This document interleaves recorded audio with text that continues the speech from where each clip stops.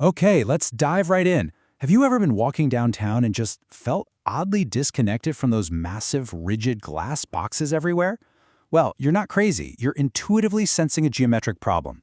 In this explainer, we are unpacking the actual mathematical evolution of architectural scaling. We're going to track how we went from ancient, rigid proportions all the way to a continuous, parametrized design space that's literally reshaping how we model physical monuments today. Think about it for a second.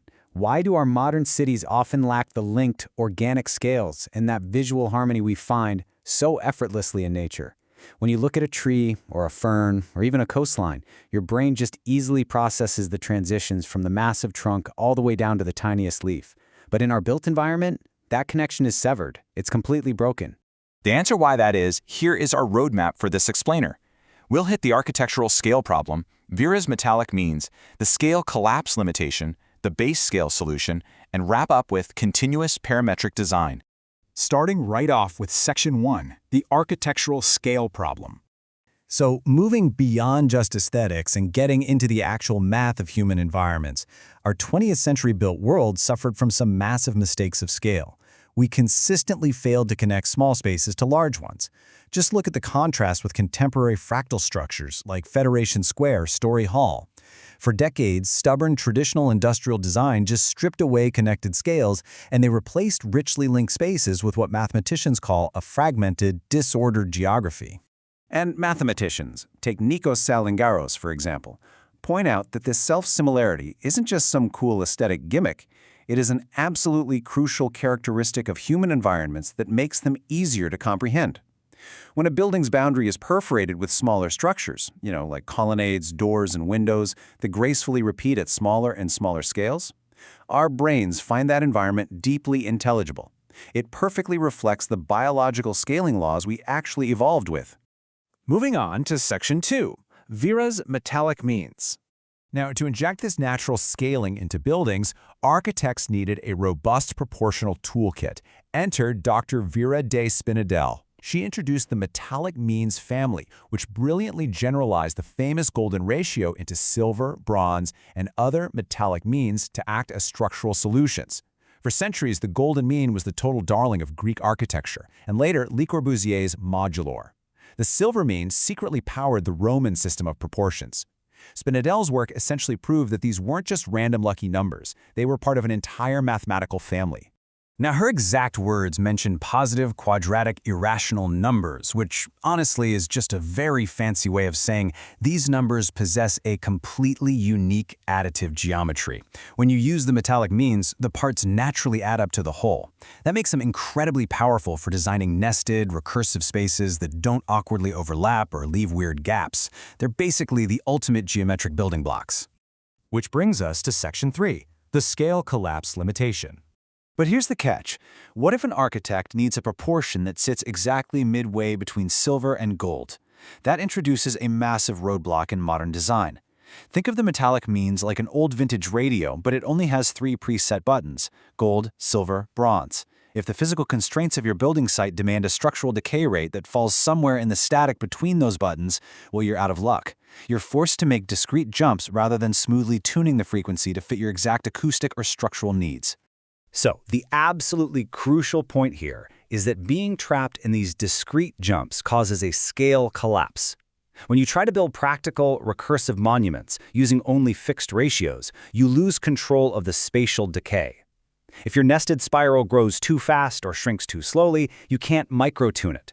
The geometry literally collapses on itself, and that beautiful, seamless, gapless tessellation, totally ruined.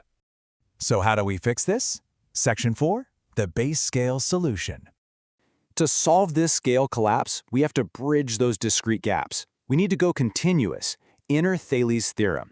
If you look at the unit circle, the base scale creates a decay rate, let's call it d, using a simple right triangle. If the radius is c and the base along the x-axis is a, the decay rate is simply c minus b divided by a. This one simple triangle identity completely unlocks the rigid boxes of the metallic means. And it gets better. By normalizing the base A to 1, which essentially locks in one dimension of our building's footprint, we simplify the vector math exponentially. The equation reduces down to just this. D equals the square root of 1 plus b squared minus b. We've taken a complex three-variable Pythagorean triangle and condensed it into something completely fluid and instantly applicable to a construction grid. Which takes us to our final stop, Section 5, Continuous Parametric Design. All right, so how does this math actually translate into physical monuments? Well, instead of balancing three interdependent sides of a triangle, an architect can now control the entire spatial envelope with literally a single slider, the variable b. This single variable formulation is a massive breakthrough. It means the software doing all the heavy lifting in parametric architecture doesn't have to juggle complex coordinate tracking anymore. It just listens to one single parameter. By smoothly sweeping this slider variable b from 0.1 to 0.9, you can find the exact spatial decay rate that fits your structural or acoustic needs, without ever losing that gapless tessellation property. Set b to 1 and you perfectly hit the classical silver ratio. Set it to 0.5 and you hit the golden ratio. But the real magic? You can stop literally anywhere in between. It is a completely unified control of both classical and custom proportions. And say you want to know the size of your central courtyard after n nested loops of the building. You can calculate the exact finite boundary directly from that same variable b. Imagine you want a building that spirals inward 4 times, and you need exactly 25% of the footprint left open for a central plaza. Using this finite boundary formula, you can solve for b directly. This gives the construction team the exact physical offsets they need to tape out on the physical site. Because this math is so brilliantly lightweight, it allows for highly efficient Grasshopper scripts to effortlessly model whole self-replicating cities and spiral facades. This squaring spiral visually proves how this base scale seamlessly nests without ever hitting a vanishing point.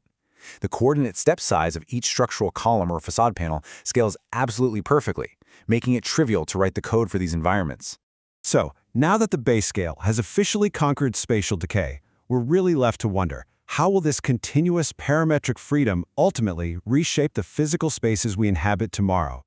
We are no longer bound by the rigid discrete scales of the past, nor are we trapped by the fragmented environments of the 20th century. The math is solved, the slider is continuous, and the canvas is wide open. Thanks for joining me on this explainer, and keep questioning the spaces around you.